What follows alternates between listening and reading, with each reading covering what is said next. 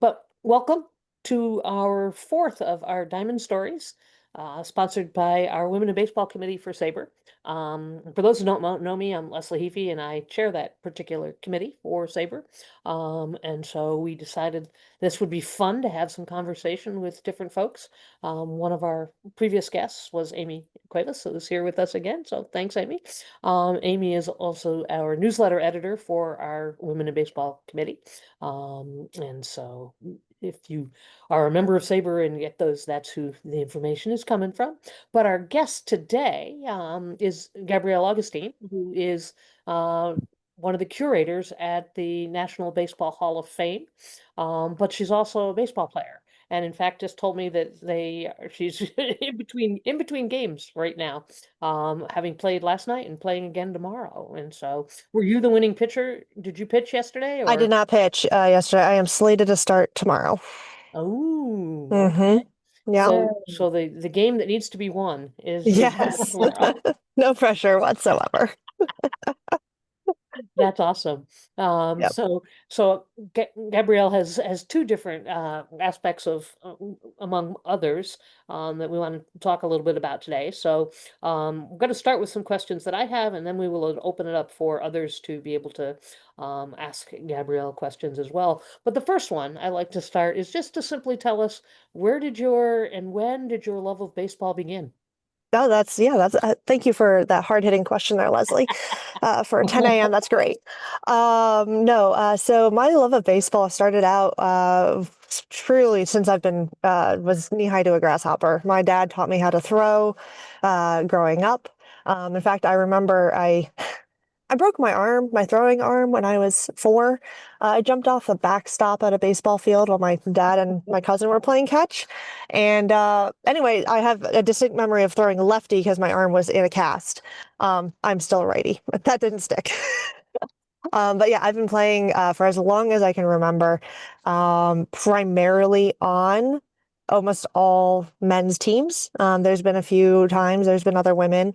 And my sister, who is 4 years younger than me, who also plays, but it's always been like when I move up a level, she moves up a level. Like we're always just far apart enough that we're rarely on the same team.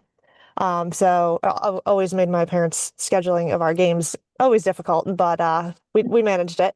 And I've continued playing. Every time I've moved somewhere new, I've searched out men, wood bat leagues, things like that. And so that's what Leslie, you were alluding to now. I'm currently playing in the adult leather stocking adult baseball league. And so it's a very, very hardcore. There's 4 teams. So we all make the playoffs. But I actually, me and my other half, we co-manage our team, the Dirt Dogs. And so this year so this is our 3rd year co-managing, and our record is 8-4 this year. So it's actually, we're pretty good. We went second in the league, not too shabby. That's awesome. I love the Yeah. name, Dirt Dog. That's great. Yes. Yes. So, pure curiosity. So you've been a baseball fan, player, all of that. Who's your favorite team? Yes. I am a Yankees fan. This is much to my father's chagrin. I was born in Baltimore, so you would think it would be the Orioles. Ah, I actually did grow up going to Camden Yards. Camden Yards is still my all-time favorite stadium. But when I was growing up, Derek Jeter was on the scene. What can I say? I wanted to be like Derek Jeter. Um, there you go. There you go. yeah. And you've now had the chance to meet him. Yes. Well, not actually meeting as much as I've talked to him on the phone Okay. because I did his inductee case during COVID. So Oh, okay. yeah, he was on the plane. He was in the airport, ready to get on the plane to come for his orientation. They turned around and went home because the stuff started happening, and then 2 days later we shut down. Wow. Yeah, yeah. So Oh, that's a bump because that would have been very cool. And yes, yes. get But I yeah. still got to talk to him on the phone. I still got to convince him to lend us his World Series rings for his case, because I basically pulled Mariano Rivera did it for his case last year. So I think it'd be really cool if we did this again this year. That worked. And Yeah, it worked. it worked. It worked. Cool. And people love seeing, like, yes, we have a whole, I'm going to jump real quick into my job at the Hall of Fame real quick. We have a whole table of World Series rings in our World Series exhibit. And that's one of, people love that exhibit case. But there's really, I think, something very cool when you have an inductee who has been a part of a bunch of World Series or has a bunch of rings. Like it's all together in this like group. Like people love that. I love that. So I think it's adds something to it. The first time I saw that, I was shocked because you don't realize how big some of those rings are until Oh, you I know. see They them. You're they like, have gotten ridiculous. Absolutely ridiculous. you're thinking, no wonder they don't wear them much. Right. It, it doesn't work. Yeah, it Yeah. is awesome. So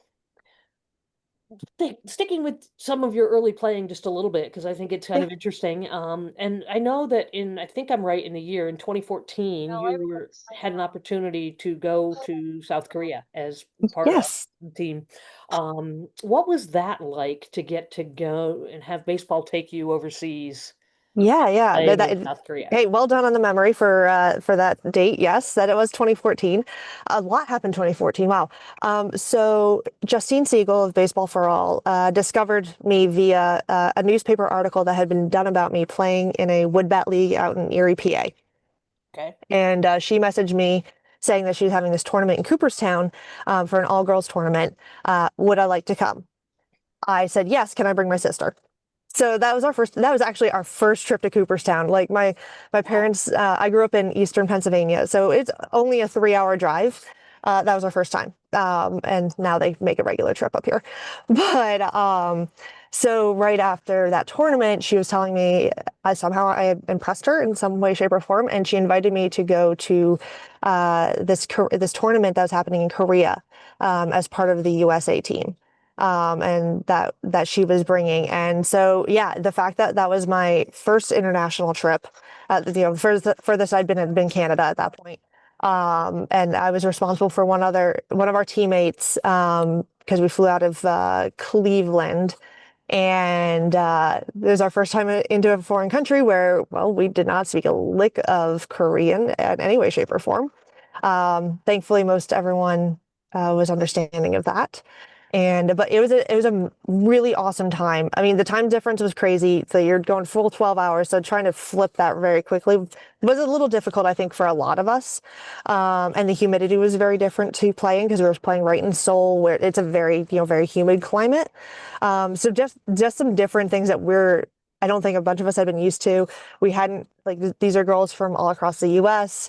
We never really played as a team before, so we didn't do so hot. We didn't do great. But it was a learning experience and a lot of fun. The experience it's memories that will last a lifetime.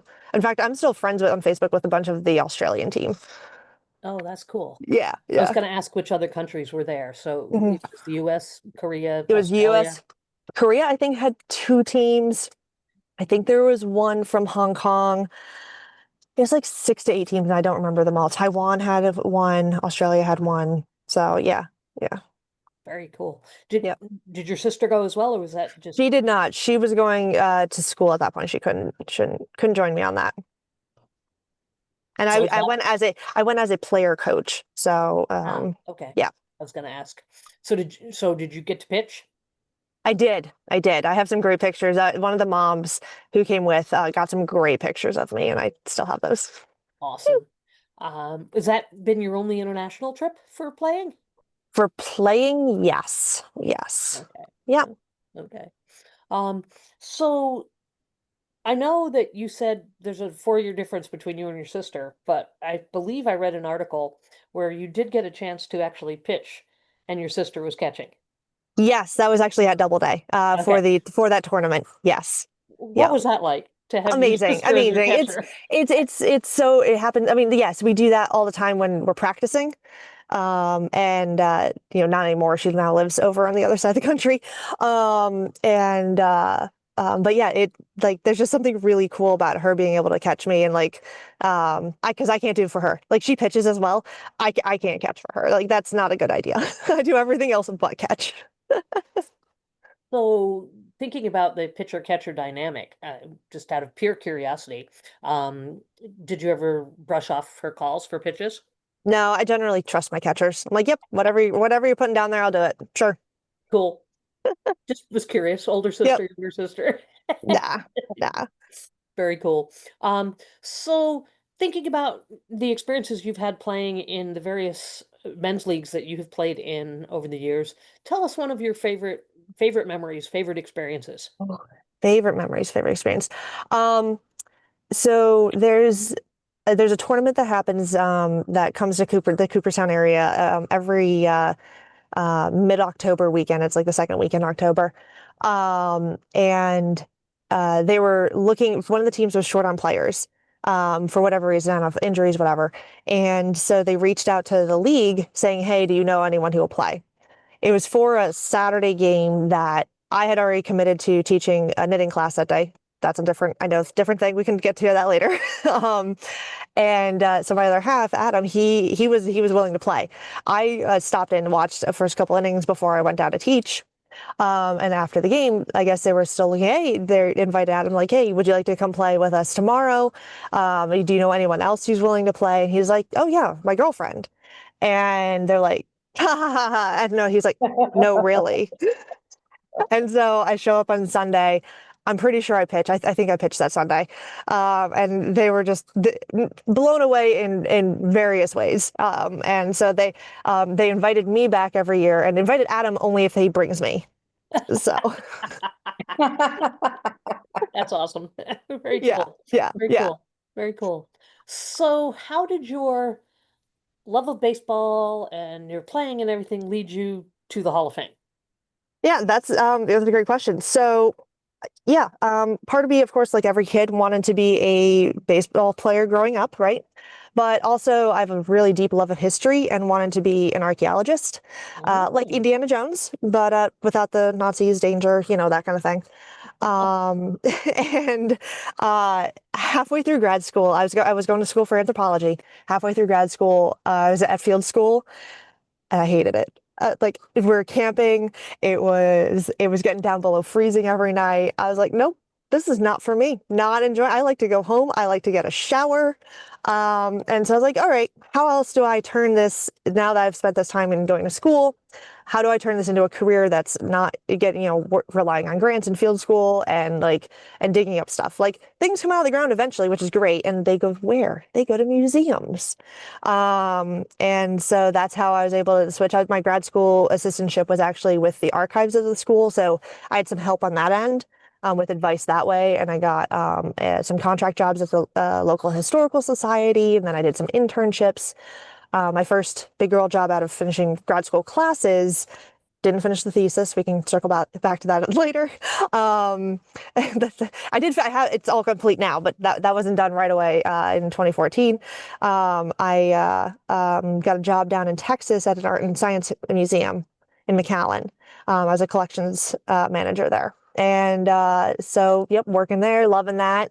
But not even a year in, the job posting for the Hall of Fame came across my desk. And I was like, well, I like baseball. I like history. It is a little bit closer to home. Texas wasn't going to be my be all end all. The food was great. Didn't love the weather. Um, and yeah, so I applied. I was like, what's the worst they're going to do? Say no.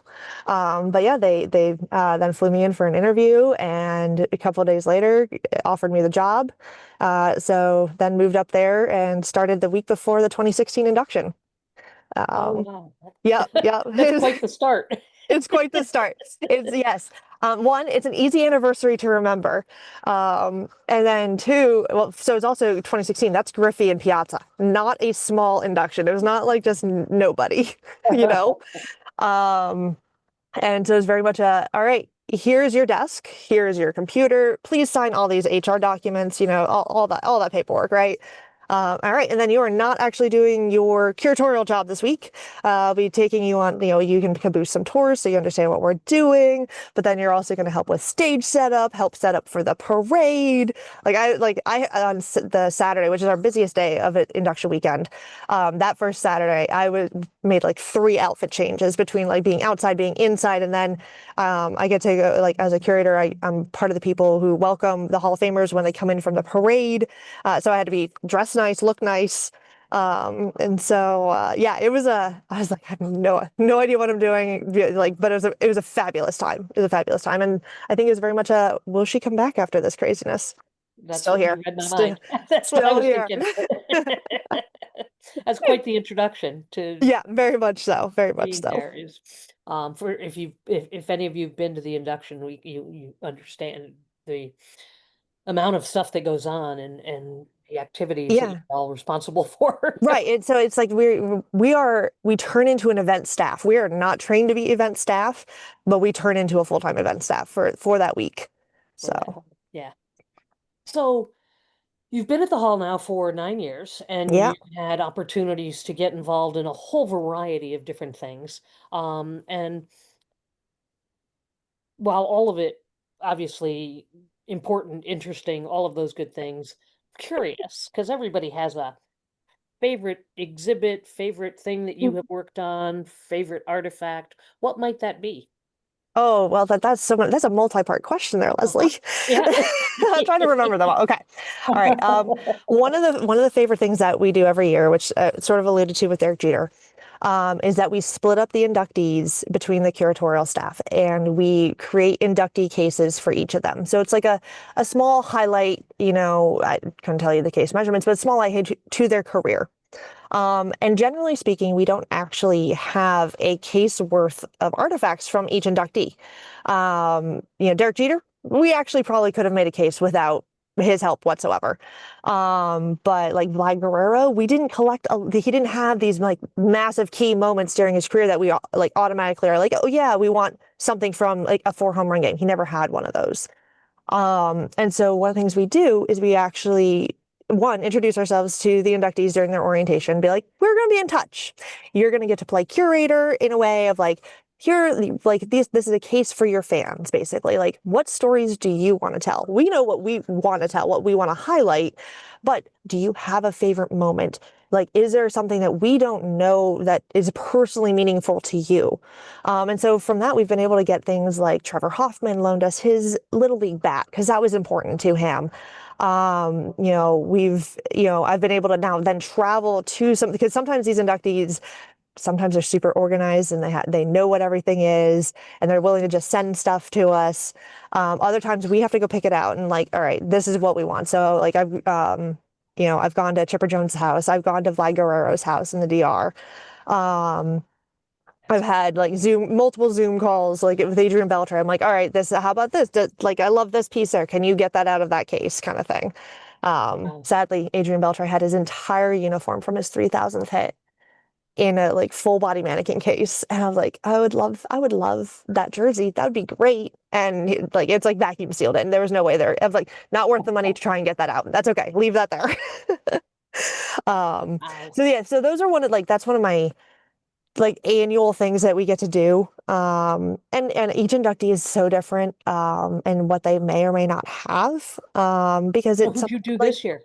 I did both Dave Parker and CC Sabathia. As a Yankees fan, I usually get the Yankees, which is great. Big fan. I love that no one else in the department is a Yankees fan, that we don't fight over it. Um,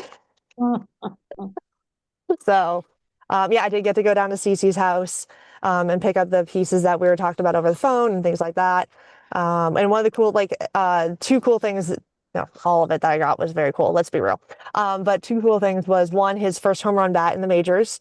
And so and that was in Cleveland. And so the Cleveland team has an artist that they work with that will decorate game used artifacts and that they'll send it out to, and like it has like the stats on it and it's like really artsy. It's very cool, very cool. And same thing with like baseballs. And so CC Sabathia got his 1,000th strikeout while he was still with Cleveland, and he struck out none other than Ichiro Suzuki for his 1,000th strikeout. And so that ball that he has from that strikeout is also decorated by that same artist. And so it's a really cool, like it's a very obvious, it has Ichiro Suzuki on it. And so it's like a really great tie between two inductees. Big fan. We love when that happens. That's really awesome. Yeah. Very cool. Yeah. So that's one of the things that you get to do on an Yes. annual basis. Um, Yes.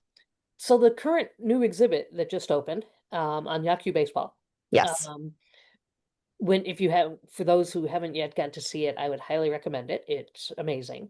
Can you Yes. tell us a little bit about the goals and intent and how you went about creating that particular? Because I know there's a huge thought process that goes behind these. So much thought process when we're talking large scale, long-term exhibits. I mean, there's a lot of thought process that goes into the short term of these like 1 year inductee cases. But that's obviously much shorter term. So Yaki baseball obviously came about, well, because Ichiro's first year on the ballot was this year. So that is why we had the deadline we had. I actually, so we've opened now two really large scale exhibits in the last 2 years. Curatorially thinking, I'm fried. Actually, just even thinking about it and talking about it, like, oh gosh, holy crap, we've done a lot. And then on top of inductee cases and on top of our annual World Series update, like we always have something. So with Souls of the Game, which was our exhibit that we opened last year, that was a full on, everybody's a part of it. Like we split up the sections between the curators. Like we had hours upon hours meetings in one room where we're hashing out, all the words, things like that. For Yaku baseball, because of that turnaround time between opening, that Yaku had started a little bit before we opened Souls in that planning, so not near as much ramp up time as we had for Souls. So Yaku baseball, we went about it slightly different, where one of our other curators was the lead curator and was like solely responsible for all the text. So that was not me. I was not it. And then we actually, most of our exhibits are designed in-house. We have an exhibit designer and a graphic designer specifically on staff. But because of this tight turnaround, we actually hired out and worked with an outside company, Solid Light, to design the space. And then obviously with the international component, we also then worked with a translation company for key pieces of translating the exhibit. And actually a bunch of our other product that we put out that was in Japanese, from brochures and things like that. But so what ended up happening for Yaki baseball, I actually was a very little part of it, up until I was helping our mount maker, Nicole. She's also our exhibit preparator, and she makes all the mounts in the museum. She was running out of time to make all the mannequins. And so me being relatively handy with sewing and things, I was helping her out with making bodies for various jerseys and pieces that were going in the exhibit. But in the meantime, leading up to that, I was the one doing all some of the smaller pieces, like making sure we did our World Series exhibit. Because our other curator was the lead curator, and then our senior curator, Tom, he was basically the assistant to that, like helping where he could. And then we got a third curator, but she came over from our education department. She got the job, but she was like the manager of the project manager, to make sure like the emails were happening, that like companies were getting paid. She was scheduling the meetings, but then she hired as a curator, so she kind of like came over and was also in curatorial as well. So we had three curators working on this, and then there was me picking up all the other pieces. But that's fine, because those pieces needed to be, we couldn't just, World Series is an annual update. We do it, every year we get a new World Series champion. We got to work with those artifacts that come in. So truly, so super important task to make sure that those pieces don't fall through the cracks. Right. But it was it's a lot of thinking. It's a lot of time spent. How is the visitors going to view this? How are they going to interact with this? What are the top level stories that we need to tell? Because I mean, there's so much that ends up on the cutting room floor. And Leslie, I think you kind of experienced this as a consultant with Souls. Like we talk about it all the time. Like what ends up on the cutting room floor is it its own exhibit in and of itself, probably like its own fine exhibit. And so we do that with Souls. We do that with Yaku. Because we can't fit every story that we could ever want to, because that becomes too much text, or there's not enough room for the artifacts to tell that story. And so the thought with Yaki was to be like less artifact heavy, and more experiential. Yes. And so there's a lot of experiences within the exhibit. You can, make your own ballpark, not make, but like choose your own ballpark food combinations, because ballpark food's really important in Japan. And like some baseball stadiums here in the US are doing some of that. I don't think nearly to the extent that what Japan is doing. But then we also have there's a Winnie the Pooh baseball game that was Japanese in origin, and so we actually, I think it's Disney based. We actually worked with Disney to get the rights to have that available for people to play in the exhibit. I've not tried it. Apparently, it's very hard. Actually, I each of the tried levels. it. Okay, yeah, like. It was bad. I was not good at it. Um, and then we have this immersive theater experience where like to transport you into experiences in the ballparks both in Japan and the US, some key traditions that you might see if you went over there versus if you were here. So like Sweet Caroline for Boston. Um, but then we have, various interactives. So like, can you hold a baseball? Like, can you put your fingers on a baseball like Hideo Nomo did for his splitter? I cannot. The amount of space that it hurts so bad. Where he was like, so we have indents on a baseball, as to where he would put his fingers. And yeah, that's absolutely crazy. And then we have an Ichiro installation where it's pieces of his from his career. So very key moments from, WBC to his 3000th hit to, I forget what the Seattle jersey is from. But then we have projection and it shows video of those different moments as you press on those buttons. So very much immersive, very much like a very different style of exhibit than what we've done in the past for the Hall of Fame, which is very great because I think we're trying to evolve. We're trying to become part of the 21st century, but still being able to tell baseball history. So I think this was a really great experiment to be able to do that balance, because we also have to recognize we do get a lot of generally 12-year-old boys. There are girls too, but they come to the baseball camps that are outside of town, and so they come by literally by the hundreds of teams each week, and we have to think about they're not your standard museum goers. This might be the first museum they've ever been in, and then two, they've been stuck in a dorm for half a week or whatever. Their coaches are so done with them probably at this point because they're not staying with their parents. So when they get here, they basically let them loose in the hall. And so there's a lot of 12-year-old boy pent up energy that they are, we have to make sure things do not break. Or if we can, or would like to make sure that we are replacing that if we're intending, we know that this has a certain lifetime. Right. So those are all the things that we think about when we are creating exhibits. And sometimes we're great about it, sometimes we're not, but it's always a learning experience.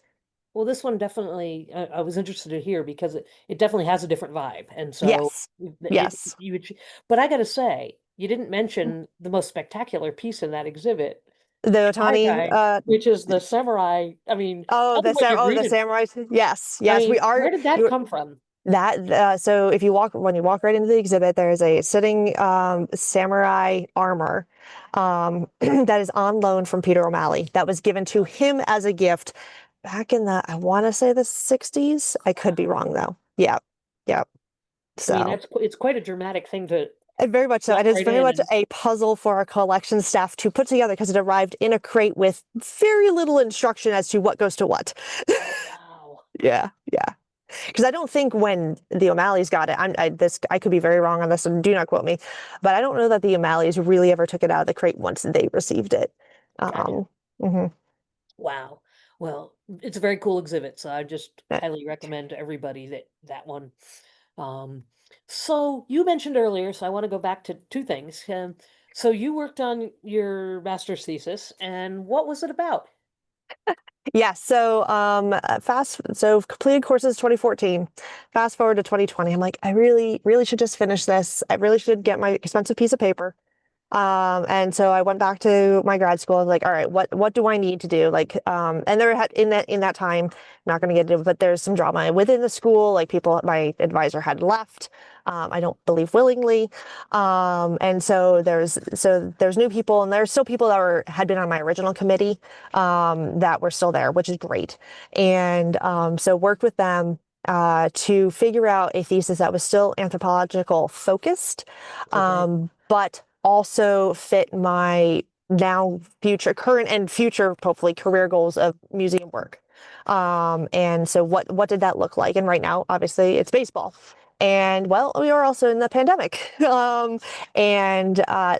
we have in the collection at the Baseball Hall of Fame, we have 15 team cardigans. They were the pre-warm-up jackets of the time. They're in vogue from about 1905 to about 1930, and they were issued as part of the team uniform. And we have a collection of 15 of them. So with my knitting expertise and knitting background, told you I'd knit classes and told you this would come around. I've been knitting also for a very long time, and love fiber. And actually that was my focus in grad school, was going to be archaeological textiles. And so they're not as old of textiles as I might have done if I stayed in archaeology, but these sweaters are still pretty old.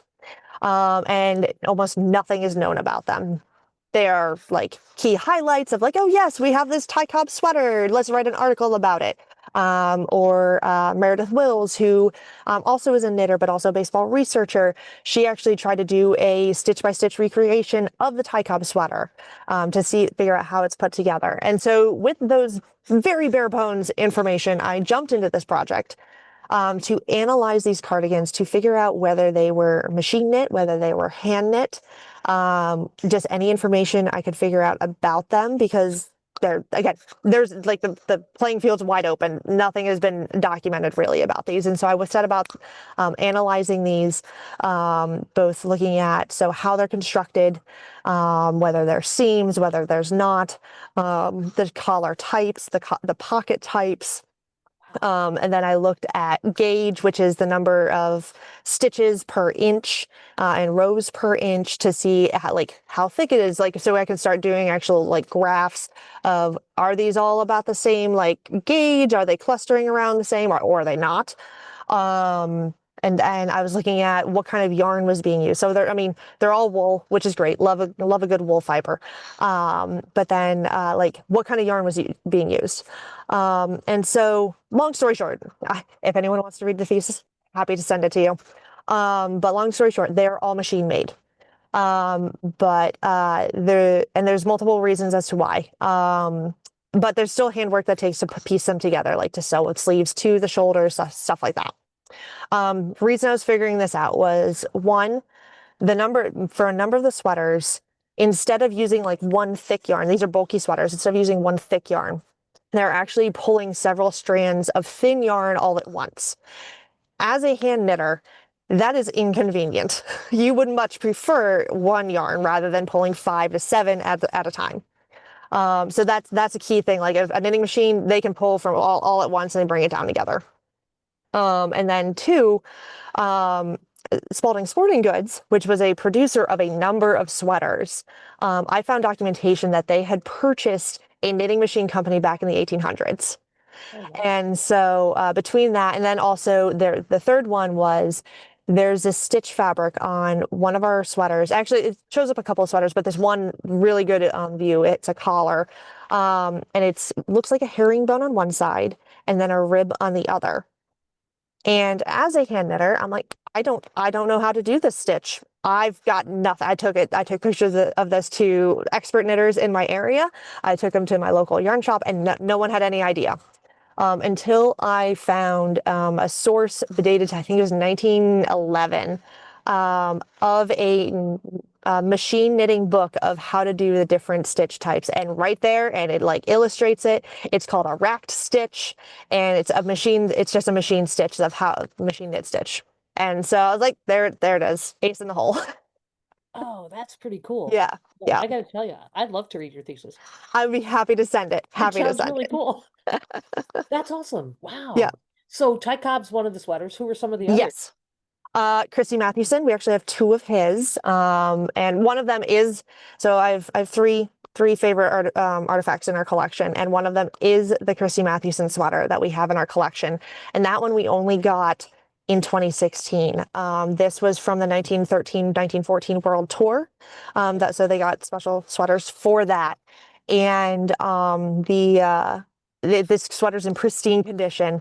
He actually, when he was sick, and he was recuperating in upstate New York. He actually gave this sweater to the family that was helping out his family as like a thank you. That family kept it in their within themselves for about like 3 generations, and in 2016 decided to donate it to us. Oh, that's Um, cool. yeah, and so that is it. It is just one of my favorite sweaters. It's absolutely gorgeous. The color's still so rich. Let's see, Ty Cobb, Miller Huggins, we have several cardigans of, so that's pretty cool. And now you've popped quiz me, and I'm blanking on all the players that we ever had. Just curious. I Yeah. see Karen has her hand up, so I'll let Karen ask the question that she has. Go ahead, Karen. Yeah. Okay, my question is, how many, when you talk about the kids, the girls going to the museum, Mhm. what is the basic question that they ask from you? Oh, what? So Yeah. I'm not actually on the floor all that much, which is my favorite part. I am behind the scenes. Um, and actually, one of the most often questions we get are, where's the bathroom? Um, Well, okay, that's a really good question. Yeah. it is. So if others have questions, Yeah. certainly feel free to raise your hands, and I will happily call upon anybody feel free to jump in if you have questions. While you're thinking about what you might want to ask, I am now curious. This is a curiosity question again as well, Gabrielle. So we know that your favorite team is the Yankees.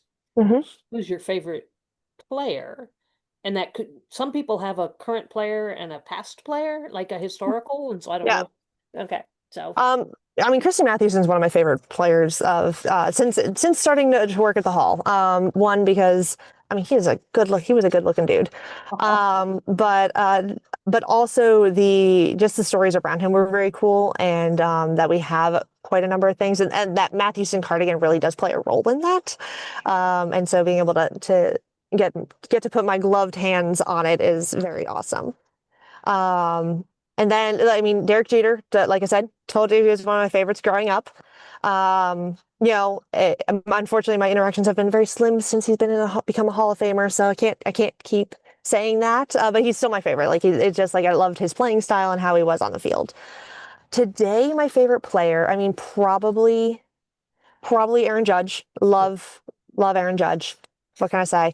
Um, we have he's the fact that he's so tall and still being able to do what he does and like his seemed to really settle in has been awesome. And I also love the fact that we do have a jersey from him. I did hold it up to me. And it's so long. It's so long. It could be a dress on me. And I'm tall. Like, let's put this out. I'm 5'10". So, but like being 6'7" or whatever he is, like it is still huge. And so maybe that's that's really, really silly reasons, but but he's just, yeah. it's super cool. And he'd be one I would actually very much love to meet as well, but maybe one day in I was 20 gonna years. say because you get to meet all kinds of players. I Um, do. have any of them surprised you? Like you had a particular impression, and then you met the player and they didn't match up with what you thought, and or they Not did. really, not Yeah. really. The first Hall of Famer I ever met was the weekend of induction, and it was Ozzie Smith. Tom, my Oh, boss, was giving him a tour, and he was like, "Come along. You need to see how we do these tours, but also Ozzy's a great guy. He'll totally get it. He'll love to meet you." And so he was very nice and has been ever since. Yeah, and so and then when we did so every year when we don't really do Hall of Fame. I don't know if we're ever going to do a Hall of Fame game during Memorial Day weekend again. Not sure. But we do like a night at the ballpark where we have recent really retired players, a few Hall of Famers. And we do where it's like a meet and greet for the fans. And Hall of Fame staff is kind of like basically the guardians. We make sure no one stays there for too long, make sure no one asks for autographs. So I've hung out with a number of players over the years. Nick Swisher was awesome. He was hilarious the entire time. I hung out with Adam Jones last year during for Souls of the Game opening. Also great. CC Sabathia is great. Like there's so many of them that are just so great. Like I can't. Yeah, yeah, it's that's really cool. nice to not necessarily have this guy's a jerk. Let me like are they nice in real life? No, everything's been so awesome. That's awesome to hear. Yeah. Great. Amy, go ahead. So how long does it take to put together like a typical exhibit? And what do you do when you're ready to kind of return some of those items back to them? How do you get them back to the players? Yeah, so specifically for inductee exhibits, we'll start small. Inductee exhibits are basically 1 year exhibits, and so we try to get the artifacts in. It all depends on the inductee and how quick they are on the turnaround. This year, everyone had delays. I don't know what it was about this class. Like we're trying to get like we do our talk through when they come for orientation, like right after the announcement. And we're like, hey, we're gonna be in touch, and so that's January. We're gonna be like, hey, we would love to have things in house by end of February. I don't know that we got anything until like end of March this year. So quite a tight turnaround, but we're like working on already at that same time. We know what we're trying to get. So we're working on labels concurrently. Not ideal, but we do what we have to do so that we can have those cases up generally by Memorial Day weekend. So that they're up for a full year. And then, about April the following year, they'll come down to make room for the next set. And because then the cases have to be repainted and like reprepped before being reused again. There's a whole bunch of things that go on to that. But we ask, it's basically a 1 year loan of those artifacts. And sometimes after that year, we will be like, oh, hey, did you miss this one piece that much? We would love to add it to our collection. Would you consider donating it to us? Um, but it depends. Now, for a larger exhibit, such as Souls of the Game, Yankee Baseball, we've done those in 2 or under years. Ideally, we would have 2 or more years to do from planning to ribbon cutting.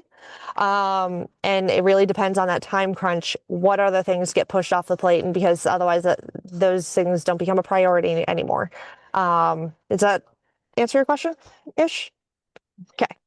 So there's a question in the chat. It says, is there Yeah. anything special added to an exhibit after a Hall of Famer has died?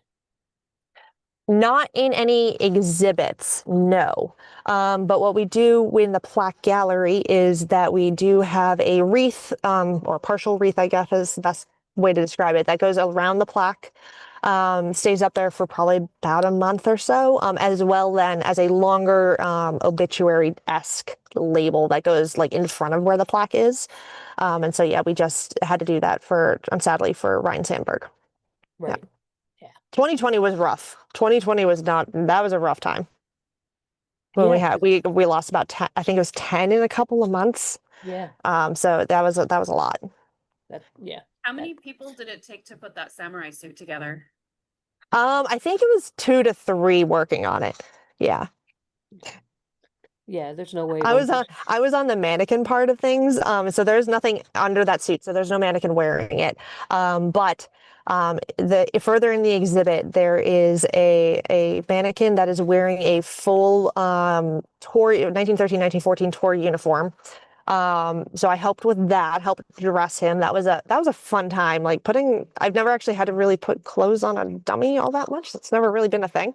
And then I was also responsible for covering a mannequin. We had this particular gray jersey fabric to make it all uniform across the board, a gray jersey fabric that I had to put on this other mannequin that was wearing Eleanor Frick's kimono. And so I was like, I actually brought my sewing machine into the hall and to the work. I never bring my sewing machine to work. But I was sewing up basically leggings or thigh highs for this mannequin to cover, so that even if you look at the case now, have no idea that all that work went into it because you don't see it, and that's the whole point of mannequin work, is to make sure you don't see those things. But yeah, but the kimono is also gorgeous. That kimono, like when we pulled that out of the box to try it on the mannequin, make sure it all worked. We had to figure out where we're chopping the arms off. We have a great picture of Nicole with a hacksaw working on some arms. Yeah, that kimono is absolutely gorgeous. Agreed. So speaking of artifacts like that, I think all curators probably have a wish list of artifacts that you just wish you guys could get. Yep. It's top of your list. We have a bunch of I guess you call them white whales. Like there's no way we're probably ever going to get them, or that they don't exist anymore. Right. One of my favorite pieces I love to show in the archives. So we have a lot of patents. We collect patents for baseball equipment, things like that. And one of the patents that we have is for a baseball cage. And instead of catching the ball, the catcher would stand behind home plate wearing a cage, boxed cage. Pitcher throws the ball at the cage. There's doors that open inward, then close, and the ball rattles around in it, comes down a chute out the bottom. It is the most fabulous thing I've ever seen. Obviously, there's a reason it did not last. But it was patented. So there had to have been at least one made.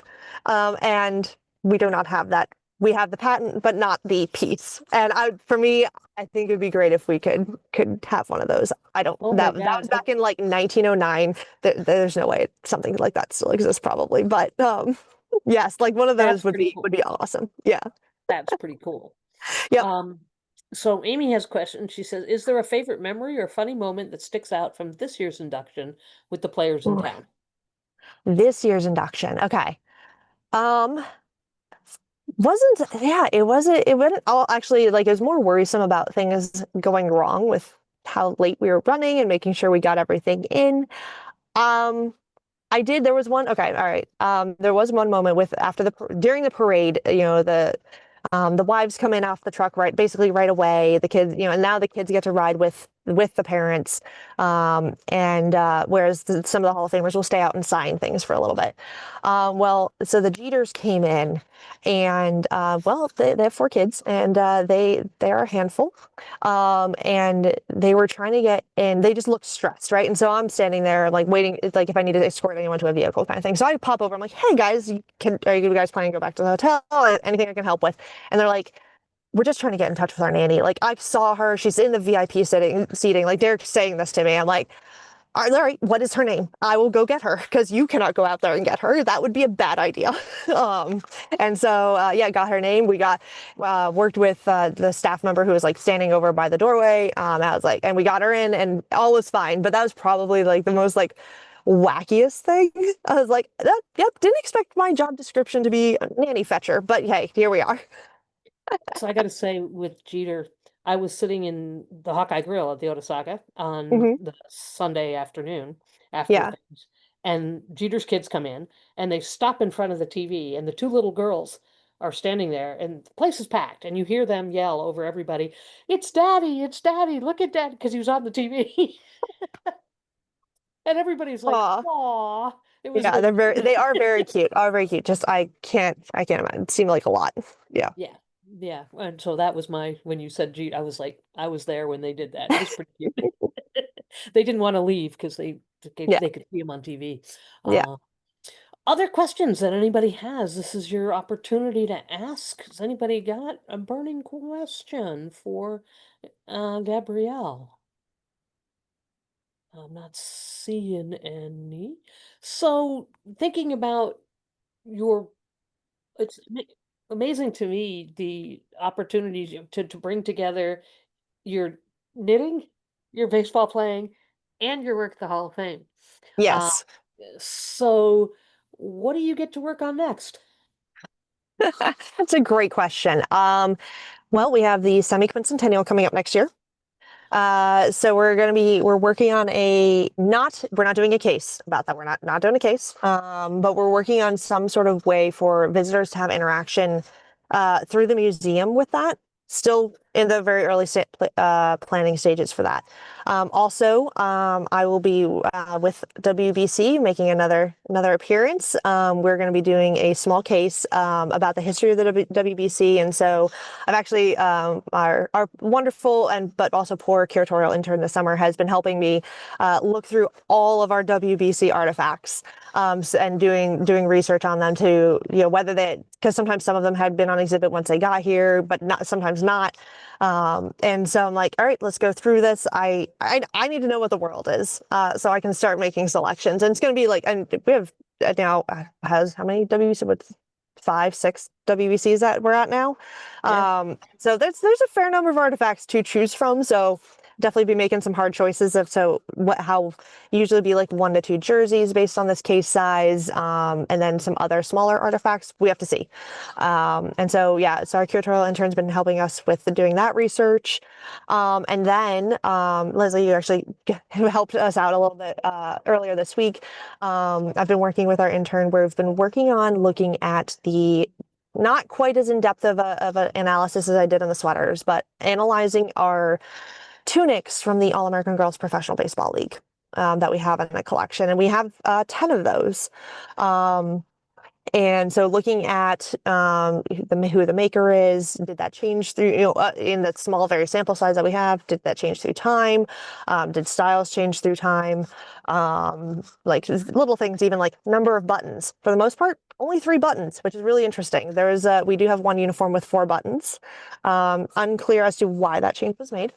But the biggest thing that we were looking at, and this is where my again sort of expertise with textiles comes in, is that almost all of the tunics have evidence of the women who wore them making alterations to them, specifically in the skirts. Instead, but sometimes it's just hemming them up to make them shorter, and for probably playing purposes. Others, it is that they've actually pleated in the hem, so the hem's like super floofy and wide. They've made it actually more straight, I'm guessing, so that the skirt didn't get caught in their legs as they're playing. And so looking at how those alterations were done is part of what we've been working on. So.